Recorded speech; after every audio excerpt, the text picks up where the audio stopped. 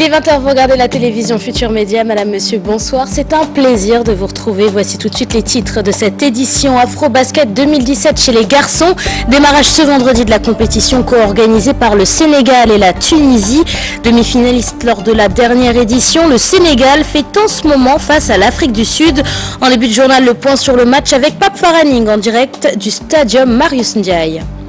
Remaniement ministériel au Sénégal, la nouvelle équipe gouvernementale a été divulguée hier jeudi. Certains ministres du précédent gouvernement ont quitté le navire. De nouvelles têtes font également leur entrée dans la nouvelle équipe de Mohamed Ben Abdallah Dionne. Dans ce journal, zoom sur les nouveaux ministres du gouvernement et sur certains départs remarqués comme ceux d'Eva Marie Coll Seck et de Mankeur Ndiaye. Nous nous intéresserons également à la création du ministère du pétrole et des énergies renouvelables avec la réaction du Forum civil et social. Le sud de la Mauritanie frappé par une violente tempête lundi dernier. Bilan du drame, au moins 15 morts et une quarantaine de blessés. Le chef du département de recherche et de développement à l'ANACIM revient sur les fortes pluies notées dans plusieurs pays de la sous-région. D'après le spécialiste de la météo, il est temps d'aborder sérieusement la question des changements climatiques. Voilà pour les titres de cette édition. Restez avec nous, le développement c'est dans une poignée de secondes.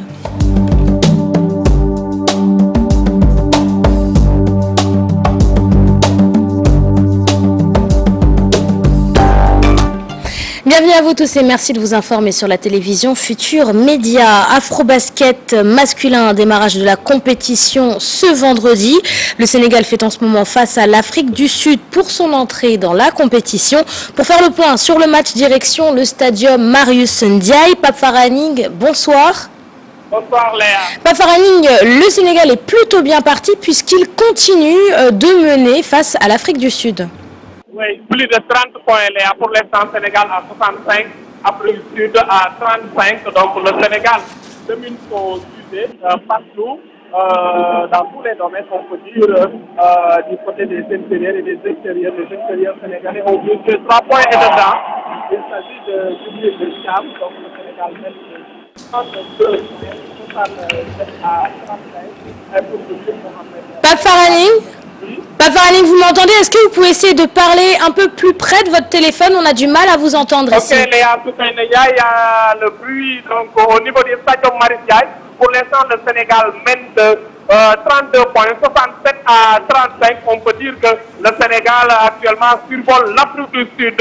Et pour vous dire que Mohamed Faye a marqué pour l'instant 15 points, c'est le meilleur marqueur quotidien.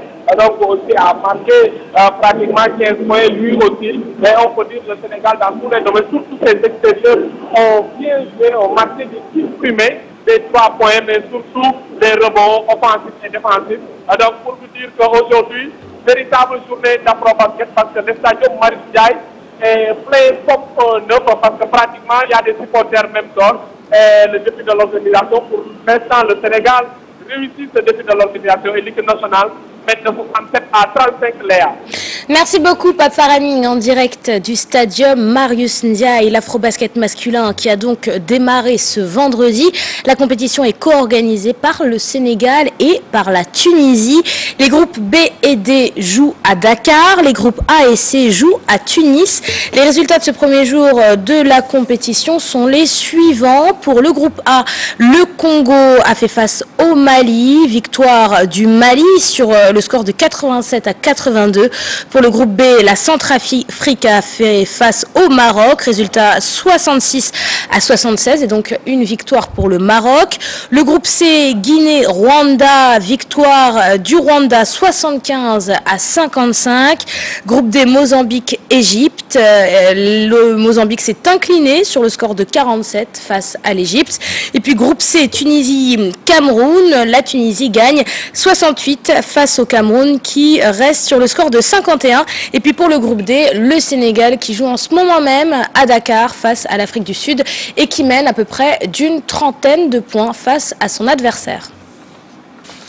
On parle politique à présent, remaniement ministériel au Sénégal. La nouvelle équipe de Mohamed Ben Abdallah Dionne enregistre l'arrivée de nouvelles têtes au sein du gouvernement. Le nouveau gouvernement est composé de 35 ministres titulaires. On note des entrées, dont celle d'Ismaïla Madior Fall, Aminata Angélique Manga, Issatou Sophie Gladiama et Mame Thierno Dieng. Zoom sur ces nouveaux ministres dans ce récit signé Ibou Diouf. 39 ministres au total pour composer la nouvelle équipe gouvernementale. Parmi les nouvelles têtes, 2 figures de proue de la scène publique illustre. Il s'agit d'Ismaël Madior Fall, qui est professeur de droit agrégé des universités, conseiller spécial du chef de l'État en charge des affaires juridiques. Il a hérité de la chancellerie. Le constitutionnaliste devient ainsi garde des Sceaux, ministre de la Justice, en remplacement de Sidiki Kaba, devenu ministre des Affaires étrangères et des Sénégalais de l'extérieur. Abdoulatif Coulibaly a fait son comeback dans le gouvernement. Il a atterri au département de la culture, qui est redevenu un ministère plan. Abdoulaye Diop, désormais ancien directeur général du COSEC, bénéficie cette fois d'une promotion en faisant son entrée dans le gouvernement au poste de ministre de l'Emploi. La journaliste Aminata Angélique Manga, une ancienne de la RTS, devient ministre de l'économie solidaire et de la microfinance. Neïs Ali Diop-Dian et Ney Ramatoulaye Gueye Diop sont aussi des novices parce qu'étant admis pour la première fois dans un attelage gouvernemental. Elle occupe respectivement ministre de la Femme, de la Famille et du Genre et ministre de la Bonne Gouvernance. Aïssatou Sophie Gladima, qui a été ministre dans le régime du président Abdoulaye Wade, intègre à nouveau le gouvernement pour hériter des mines et de la géologie et des coutumières de l'administration pour avoir dirigé des agences et des directions. Mame Thierno Dieng devient à cet effet le ministre de l'Environnement et du Développement durable. Certains parlent de professeurs, de médecins, dermatologues, entre autres. Il a pris la place d'Abdoulaye Bibi Baldé, qui est aujourd'hui ministre de la Communication, des Postes, des TIC et des Télécommunications. 7 ministres ont quitté le nouveau gouvernement de Mohamed Ben Abdallah Dionne. Ce soir, la rédaction s'intéresse à ces ministres qui n'ont pas été reconduits. C'est le cas d'Eva Marie Kolsek et de Mankeur Ndiaye. D'après le formateur Osesti Mbaye Sidi Mbaye, l'ancien ministre de la Santé n'a pas été reconduit suite à la panne de l'appareil de radiothérapie. Pour Mankeur Ndiaye, il aurait, selon lui, été débarqué suite au dernier sommet de l'Union africaine. Cheikh Tidiane Dione et Diafar Abba. Dans un passé récent, ils ont occupé des postes stratégiques dans le gouvernement. Depuis mardi dernier, Eva Marie Kolsek, Viviane Lorbampassi, Mankeur Ndiaye et Mansour Sy ont quitté le navire. Des départs qui suscitent débat. C'est quand même des poids lourds. Pour ce qui est de Eva Marie Kol, incontestablement, c'était sinon le plus lourd, du moins l'un des plus lourds. Elle a même failli être directrice générale ou présidente de cette organisation. Malheureusement, le Sénégal ne l'a pas soutenue. Pourquoi elle est partie? Peut-être de son gré, je n'en sais rien. J'ai vu qu'on a parlé de la panne d'un appareil essentiel, bien sûr, mais un ministre ne s'occupe pas de la panne. Le formateur Osesti tente de donner des explications sur le limogeage désormais ex-ministre. Ça vient de l'OUA, enfin l'OUA, de l'Union africaine, où il y a eu, je crois au mois de juillet, une intervention qu'il a faite sur les chefs d'État qui seraient tentés d'un 3e mandat.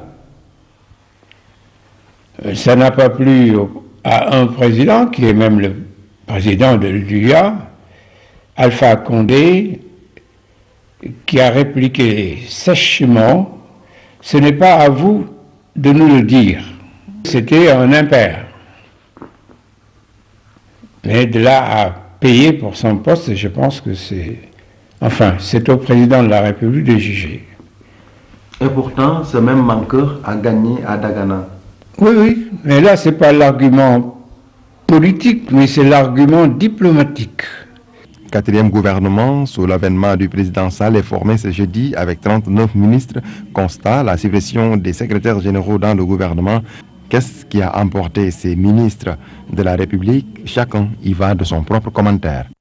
Abdoulaye Diouf Sarr remplace Eva Marie Coll Seck au ministère de la Santé. D'après le syndicaliste Saliou Faïdaf, le nouveau ministre a du travail et de nombreux chantiers l'attendent. Sur le remplacement d'Eva Marie Coll Seck, ministre de la Santé depuis 2012, il juge son bilan satisfaisant et émet des réserves sur les raisons de sa non-reconduction. Réaction du syndicaliste dans ce reportage signé Moussa Ngom et Pape Sangoné Mbaye. C'est l'une des principales surprises de la nouvelle composition gouvernementale. L'éviction d'Eva Marie Coll Seck du ministère de la Santé est l'une des plus controversées du dernier remaniement ministériel. S'il se veut prudent sur les raisons de ce remplacement, Saliou Faïdaf ne manque pas de magnifier le bilan de la ministre sortante. Elle a posé de grands actes. Si aujourd'hui, Mme la ministre avait trouvé le budget à 110 milliards, on est aujourd'hui à 163 milliards. Par rapport à la couverture maladie universelle, on a vu 7 277 550 cas d'enfants de 0 à 5 ans. Parce que l'enfant peut tomber malade 5 à 6 fois durant l'année. Et ça, c'est depuis 2013. On a vu 567 973 personnes âgées. Ça, c'est le plan Sésame. On a maintenu en vie 600 personnes qui font de l'hémodialyse. Ça aussi, par rapport aux nouveaux centres qui sont en train d'être construits. Exemple, Baudouin est en train d'être construit. Yacho va ouvrir ses portes bientôt. Thiès et Diourbel sont en train d'être construits. Après ces différents passages à la tête des ministères du tourisme puis de la gouvernance locale, son remplaçant Abdoulaye Diouf Sarr arrive novice dans le complexe secteur de la santé, ce qui ne constitue pas forcément un obstacle d'après le secrétaire général du syndicat autonome de la santé. On a connu beaucoup de ministres qui n'étaient pas du sérail. Mais quand ils sont venus, quand ils ont vu les réalités, ils ont su qu'ils doivent s'appuyer sur les bras. Ce qui nous intéresse, c'est l'offre de soins. Ce qui nous intéresse, c'est l'accès géographique, l'accès financier, et pour que les populations puissent accéder aux soins. Nous sommes prêts à l'accompagner et éventuellement à lui montrer le chemin. Un nouvel arrivant qui devra relever les défis encore actuels du système sanitaire sénégalais, notamment la satisfaction des revendications syndicales. L'essentiel, c'est qu'il doit aussi poser le problème du recrutement par rapport au personnel qualifié. Il faut prendre en charge le coût de la spécialisation. Si on veut être cardiologue, on doit faire 7 ans et après faire 4 ans de spécialisation. Il faut prendre la spécialisation en charge et faire revenir l'engagement décennal. Ça va nous permettre de former un jeune Sénégalais, de payer sa spécialisation et de l'imposer par rapport à l'engagement de travailler 10 ans pour l'hôpital public. Après l'avoir déjà occupé sous l'ère Wade, le docteur Eva Marie Coll Seck est un des ministres ayant le plus duré à son poste avec une présence dans les différents gouvernements du président Macky Sall. Des départs, des arrivées, mais également la mise en place du ministère du pétrole et des énergies renouvelables. Dirigé par Mansour Eliman Khan, ce nouveau ministère fait réagir le forum civil et social. Son coordonnateur invite l'État à se méfier des multinationales et à tirer les leçons de conflits causés par la découverte de pétrole et de gaz dans plusieurs pays d'Afrique. Habib Faye et Pape Sangoné Mbaye. Dans cette nouvelle attelage gouvernemental, l'État accorde une place de choix à la gestion du pétrole, d'où l'idée de mettre sur place un ministère. Pour le Forum civil et social, il est déterminant d'asseoir une politique pétrolière. Le plus important, à mon avis, c'est d'avoir une politique d'abord industrielle, j'allais même dire économique, avec dans cette politique économique le volet pétrole, quelle doit être sa place, son rôle dans l'économie globale du Sénégal et dans les relations de cette économie du Sénégal avec le reste du monde. Le Sénégal doit tirer les leçons du passé des pays pétroliers d'Afrique avant de passer à la commercialisation de cette énergie non renouvelable. Dans ce choix, il serait bon que le Sénégal puisse tirer les leçons du passé lointain et récent des pays pétroliers. Il faut tirer le bilan de ce que l'histoire nous a enseigné dans ce que le pétrole a fait de bon. Le Forum civil et social invite l'État à éviter l'embobinement des multinationales. Avec une implication participative des zones et des villages pétroliers, tout en évitant l'embobinement par certaines multinationales qui sont tout le temps prêtes à ce que là où il y a le pétrole, ils créent le désordre pour pouvoir l'exploiter au maximum au détriment des populations locales et du pays pétrolier. Le pétrole crée parfois des tensions, voire des guerres entre pays. Aujourd'hui, le Sénégal fait partie des pays pétroliers. Va-t-il baser son économie sur cette ressource au détriment de l'énergie verte qui est le solaire? Aly Ngouille Ndiaye devient le nouveau ministre de l'Intérieur, une décision très critiquée par l'opposition qui réclame une personne neutre pour organiser les élections au Sénégal. Dans ce reportage, plusieurs réactions, dont celle de Doudou Wade du Parti démocratique sénégalais. Réaction également de Zahra Iyane Thiam de la mouvance présidentielle. Aly Ngouille Ndiaye, nouveau ministre de l'Intérieur, c'est un élément signé Alassane et Diafar Abba. C'était l'homme contesté, Abdoulaye Daouda Diallo. Après le scrutin du 30 juillet, toute l'opposition souhaitait son départ. Abdoulaye Daouda Diallo a commis des fautes très graves. Nous avions posé avant, pendant tout le processus électoral, son départ pour que le président Macky Sall, qui a été parmi les plus grands, parmi les hommes politiques, qui ont revendiqué en son temps un ministre chargé des élections. Une nouvelle tête au ministère de l'Intérieur, Aly Ngouille Ndiaye remplace Abdoulaye Daouda Diallo. Et c'est lui qui sera chargé maintenant de l'organisation des élections. La logique voudrait qu'il parte. Qu'il parte, mais qu'on nous donne un ministre chargé des élections. Son remplacement par Aly Ngouille Ndiaye, c'est du pareil au même. Ça peut même être plus grave quand nous lisons l'interview qui a été publié dans votre journal, où lui-même dit ce qui ne m'empêchera pas de défendre l'État et le parti. Il ne peut pas être arbitre et joueur. Déjà, il commence. Nous allons vers une catastrophe avec celui-là. Aujourd'hui, mettre une autre personnalité au niveau de la tête du ministère de l'Intérieur montre qu'il est à l'écoute du pool de la population. Donc je pense aujourd'hui l'opposition ne devrait pas crier à la fraude ou ne devrait pas dire que c'est déshabiller Paul pour habiller Jean. La charge est lourde, mais le nouveau ministre peut s'en sortir. De l'avis de Valdiodio Ndiaye, tout est question de méthode. Un processus électoral qui répond au principe d'équité et d'intégrité. Comment? Il faut, comme Aly Ngouille Ndiaye est nommé ministre de l'Intérieur, ce qui est fait. Gérons la situation après. C'est-à-dire, au moins qu'il y ait des aménagements à l'interne du ministère de l'Intérieur. Si nous ne nous mobilisons pas, nous aurons encore des élections pires que celles des législatives. Je pense que l'opposition doit prendre les devants. Ce ne parle pas de l'opposition seulement, mais des citoyens. Des 2 millions de personnes qui n'ont pas reçu les cartes. L'opposition ne peut pas gagner une élection à travers la réforme du processus électoral. Ce n'est pas possible. L'opposition peut gagner une élection si le peuple en décide ainsi. Donc, se retrouver autour de ce processus-là et discuter me paraît être une chose essentielle. Des discussions qui, selon Zahra Iyane Thiam, vont consolider notre processus électoral. Crise de la société Dakar-Bamako ferroviaire à Thiès, les cheminots se disent délaissés par le nouveau gouvernement. D'après ces travailleurs, le secteur ferroviaire est mis de côté et ce malgré une situation de crise qui dure depuis plusieurs mois. Depuis le mois de juin dernier, l'entreprise fonctionne avec 3 locomotives et risque de fermer si rien n'est fait. Direction Thiès avec nos correspondants Charanta Diop et Seyla Tir. Les cheminots de Dakar-Bamako ferroviaire ne se retrouvent pas dans le nouvel attelage gouvernemental. Ils considèrent que le secteur ferroviaire est complètement délaissé à tort.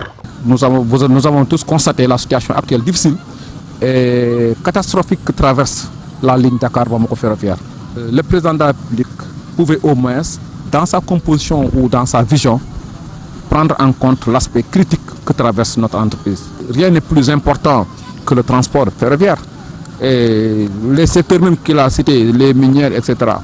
Je pense qu'ils doivent avoir quand même la nécessité du transport de masse. Mais malheureusement, nous avons constaté qu'avec ce gouvernement, on a comme l'impression que le rail est à l'oubliette. Selon le secrétaire général du syndicat Sutrail affilié à la CNTS FC, l'entreprise risque de fermer ses portes d'ici quelques mois si l'État ne prend pas les dispositions nécessaires pour la relance au vrai sens du terme. On nous avait dit que les Chinois ils devaient signer un contrat avec les Chinois pour la réflexion de la voie de comme encore Dakar-Tamba avec des ports secs, etc. C'est échoué. On parle d'un projet turc saoudien, ce sera la même chose. Récemment, nous avons perdu le pont de Ambidebi. Donc moi je pense qu'actuellement, le président devait pouvoir vraiment, à travers cette situation actuelle, difficile et de crise que traverse le transport ferroviaire au Sénégal, trouver vraiment une solution définitive à la situation de Dakar-Bamako ferroviaire. Les cheminots de Dakar-Bamako ferroviaire interpellent ainsi le chef de l'État pour sauver le secteur ferroviaire. Et puis nomination d'Abdoulatif Koulibaly à la tête du ministère de la Culture. La rédaction a rencontré Fada, un peintre qui fait dans la récupération. Alors qu'il présentait sa nouvelle exposition, il a plaidé pour une meilleure prise en charge des acteurs du monde de la culture. Sa réaction dans ce reportage, il est signé Aïssa Toupaï et Younous Diatta.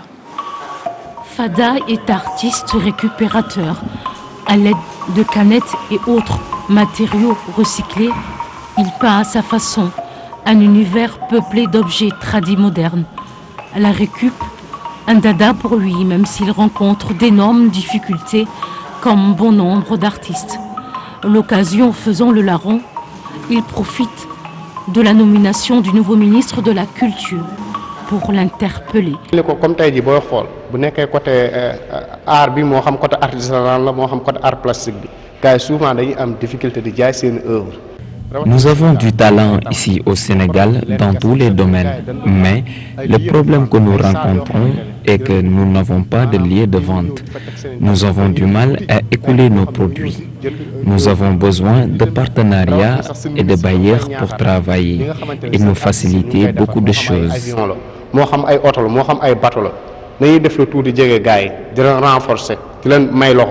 Aide d'autant plus précieuse qu'elle va lui permettre de se donner à fond et former ainsi beaucoup de jeunes.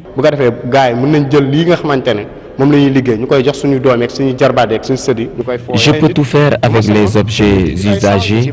Quand j'étais petit, on nous offrait des jouets venant d'Europe. C'est pourquoi je réitère mes vœux et demande au nouveau ministre de mieux nous appuyer afin qu'on puisse offrir le meilleur de nous-mêmes. Nous avons besoin de salles d'exposition. Je veux partager mon savoir et former les jeunes qui veulent un travail de qualité. Fada n'oublie pas les enfants, avions, hélicoptères, autant de jouets fabriqués à la main pour concurrencer le Made in France. côté art plastique peinture mais côté artisanal je suis artiste plasticien, je fais de la peinture et je fabrique des objets d'art traditionnels. Maintenant, je veux que les jeunes artistes travaillent davantage pour offrir à nos enfants des jouets que nous avons nous-mêmes fabriqués ici au Sénégal pour promouvoir les produits locaux.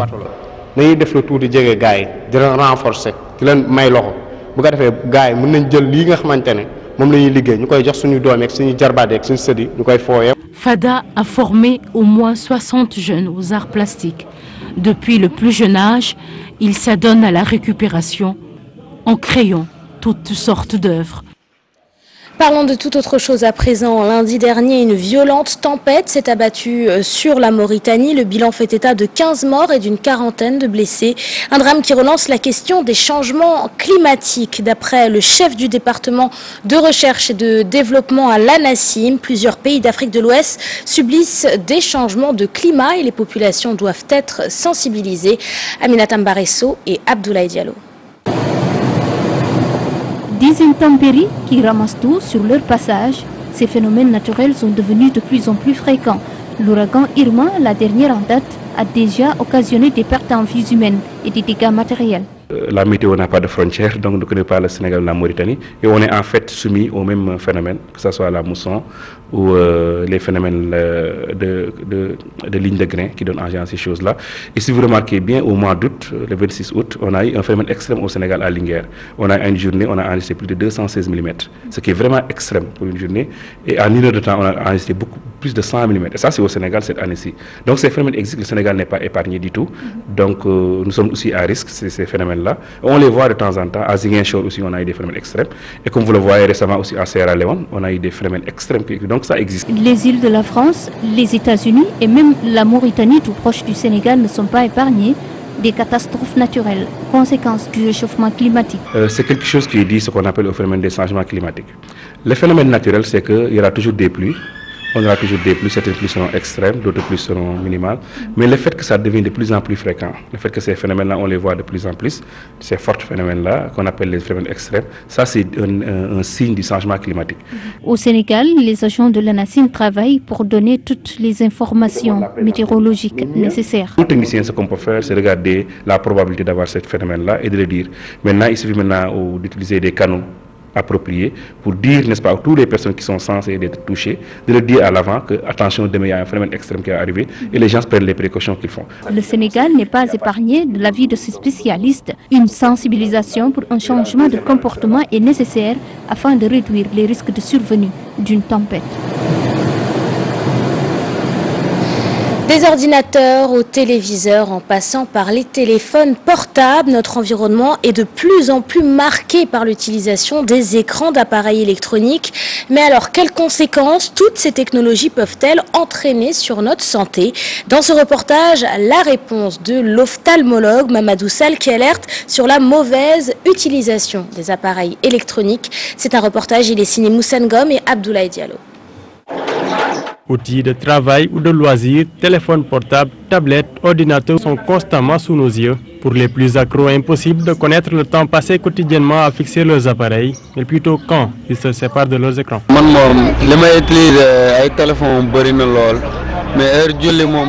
J'utilise énormément mon téléphone portable. Je ne sais pas seulement quand je dois aller prier ou effectuer un travail, mais à chaque temps libre, je me connecte sur mon téléphone. La lumière d'un écran d'ordinateur, Pape Saloum Tamba y est exposé continuellement. Gérant de multiservices, tout son travail, il l'effectue en face d'une machine et dit ne pas manquer de le ressentir. Le traitement de texte, la transaction, tout cela se fait au niveau des écrans. Je peux passer plus de 9 heures, voire 12 heures de temps fixé à l'écran. Avec la luminosité de l'écran, tu as des fois des problèmes de vision. Des fois, tu regardes des choses, tu as l'impression que c'est flou, or que c'est pas. Cependant, le docteur Mamadou Sall rassure qu'il n'y a pas de danger lié à la lumière des écrans, mais il estime que les effets, notamment la fatigue visuelle, sont plutôt dus aux mauvaises habitudes d'utilisation. La fatigue visuelle, oui. C'est-à-dire que quand il ne faut pas laisser les enfants regarder leur tablette pendant plus de 3-4 heures. Il faut qu'il y ait un break d'une heure pour ensuite enchaîner. Sinon, si vous les laissez enchaîner d'un coup, effectivement, il y a une fatigue visuelle, il y a une fatigue générale qui peut apparaître. Nous déconseillons de rester devant l'écran du matin au soir. Par ailleurs, l'ophtalmologue prévient qu'il n'existe pas de lunettes protectrices de la lumière des écrans numériques. La solution naturelle est plutôt de faire preuve de modération dans l'usage des nouveaux outils technologiques. L'Afrique a échoué dans le secteur de l'emploi. C'est l'avis du vice-président du réseau des organisations paysannes et de producteurs de l'Afrique de l'Ouest. D'après Ibrahima Koulibaly, le secteur agricole représente de nombreux emplois dans la sous-région. Il s'exprimait à l'occasion d'un atelier régional de réflexion et d'élaboration d'une stratégie de plaidoyer pour le financement et l'installation des jeunes en agriculture. On l'écoute, il est interrogé par Habib Faye. Je pense que c'est vraiment un échec. Il faut être franc avec soi-même. Si on regarde le taux de croissance de la population en Afrique, les chiffres font peur. Nous sommes le continent où la base de la pyramide des âges est la plus large. Donc nous faisons beaucoup d'enfants, mais nous prévoyons très peu pour l'avenir, pour le futur de ces enfants. Et ça, c'est quelque chose qui met l'Afrique même en danger aujourd'hui. Nos priorités africaines du moment, nous avons un marché alimentaire qui est de l'ordre de plusieurs milliards de dollars. Donc on est assis sur une mine d'emploi. Pourquoi nous devons laisser nos marchés nos ressources entre les mains des autres. Et pendant ce temps, nos jeunes sont en train d'aller se noyer dans la Méditerranée. Donc, il faut que les gens, nos dirigeants politiques aient conscience que l'heure est grave et qu'on doit, ces milliards de dollars que nous envoyons dans les autres pays pour acheter de la nourriture, cette nourriture peut être produite en Afrique par les jeunes Africains. Et puis avant de fermer cette édition, petit retour en basket, l'Afrobasket masculin qui a démarré ce vendredi et puis le Sénégal qui fait actuellement face à l'équipe de l'Afrique du Sud pour le démarrage de la compétition. Et le Sénégal qui paraît bien parti pour remporter ce match puisqu'il continue de mener à peu près sur une trentaine de points face à son adversaire. Voilà, c'est la fin de cette édition. Merci de l'avoir suivi. Merci de votre fidélité. Prochain rendez-vous de l'information, c'est à 0h avec le tout en images. Très bon début de week-end à toutes et à tous et à demain 20h pour le journal sur la TFM.